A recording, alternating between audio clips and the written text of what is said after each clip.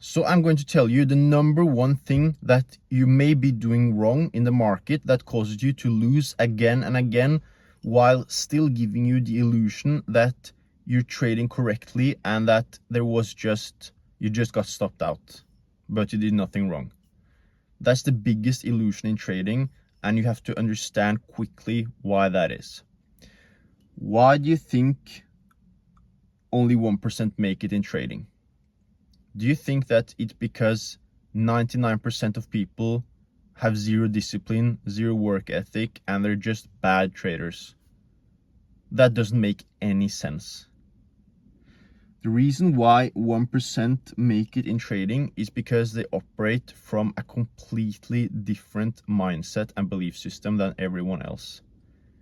I almost guarantee you that the 1% that make it in trading actually aren't working that hard, but they still make it. Why? Those who are working the hardest is the top 10% in trading. That means people who are break-even traders, people who get some payouts but not consistently enough. That means they can't be full-time traders, but they obviously can make payouts. Maybe 1 month they make 10% on a 100k account, they get a 10k payout. The next 2 months they don't get anything, and then they get something. But the people who really go in and rinse the market every single month for profits, they aren't working the hardest because they don't have to. So what you need to understand is that you are probably thinking like everyone else. That means you are thinking that too strict rules and execution systems will reward you. What's the number one goal in trading? Not to make money today or tomorrow, but the goal is to long-term make money. And let's imagine two different traders. Trader one has a really strict plan, and even though he sees that he's probably going to get stopped out, the trade has been hovering for 1.5 hours, like a bit above his break even, and then it starts to go down. He doesn't close the position earlier, he just let it hit the stop loss and lose 1%. And even though the next time he trades, he's in a trade, it goes up, then it hovers around his take profit, he's up 4%, but he lets it hover that there for 2 hours, doesn't close anything, doesn't take a partial, because he mistakes that for being disciplined and that the market is going to reward that. That's what we get told every single time, that you're leaving profits on the table, you're closing too early, you're too emotional. But the thing is, the more you go into this market, you realize that it's not fair, doesn't reward you for being too disciplined, it just moves. That it's your job to figure out where you're going to close.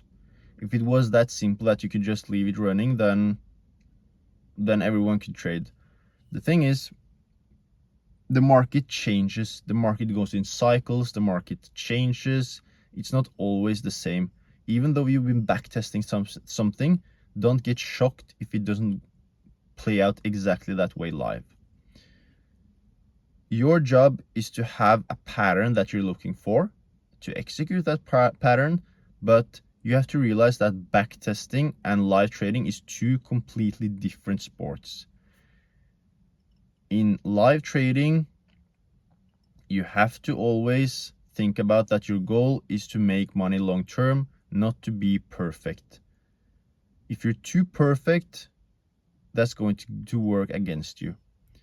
If you have to close the trade a bit earlier because it refuses to go to your TP, close it, close the charts, move on, you did nothing wrong.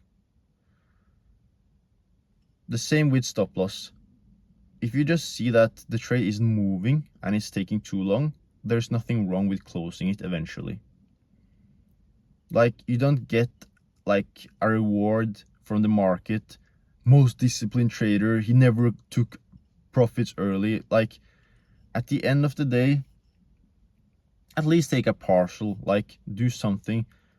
And the market punishes people that can't be flexible. Like, you take a trade, you have an idea, that's fair, but then you refuse to listen to what the market is telling you. You're saying to yourself, it has to take out this liquidity because the algorithm always takes out. Like, no, it doesn't have to do anything. You take a trade, you're in good belief, but then the market tells you a different story suddenly. You have to listen to what the market is telling you.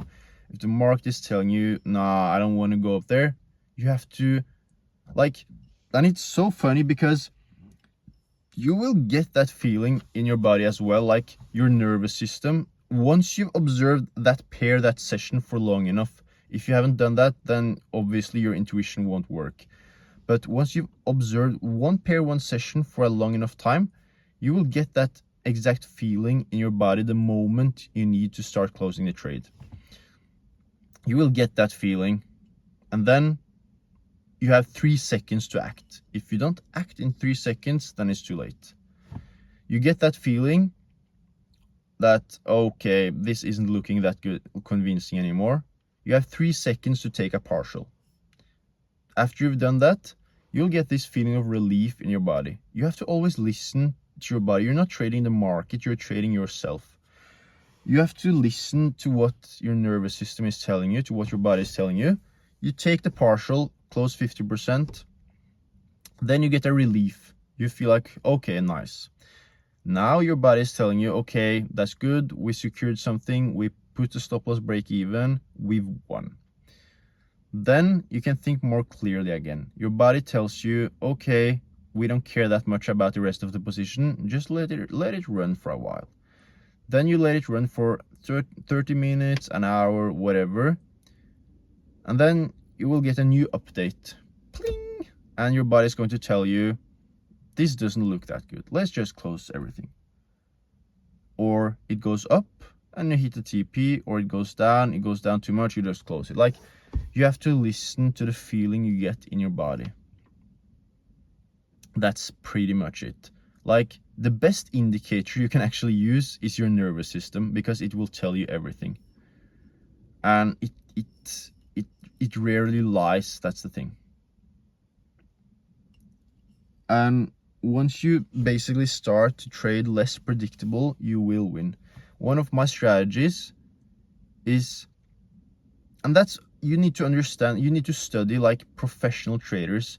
They're not even using TradingView. Like, you think that they're studying ICT. Like, ICT is perfect, ICT is good, but you have to understand that you can also develop strategies where you don't need a break of structure, you don't need a fair value gap. Like, the easiest thing to do is understand a pattern, use Fibonacci's, understand these levels, wait for those levels to get hit, use ChatGPT, use AI to analyze, to give you the exact levels on the Fibonacci, and have a like go for a wider stop loss. Like, it doesn't have to be that tight, because you get stopped out so many times. You have to understand ranges. If the market is pulling back inside this range and you get hit on this level on the Fibonacci, then you can use this wide stop loss. If the market goes up here, then there's no point to trade anymore. Like, and then if it goes down, that's good, or vice versa if it goes up. But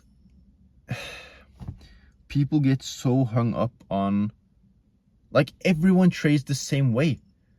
Everyone trades the same way and expects to not lose. All the market needs to do is to sweep liquidity one more time and you're out. It's so easy for the market to take people out. But people say, oh, but if I don't like have a tight stop loss, I won't be profitable. Again, the thing is, you have to find out what works for you eventually.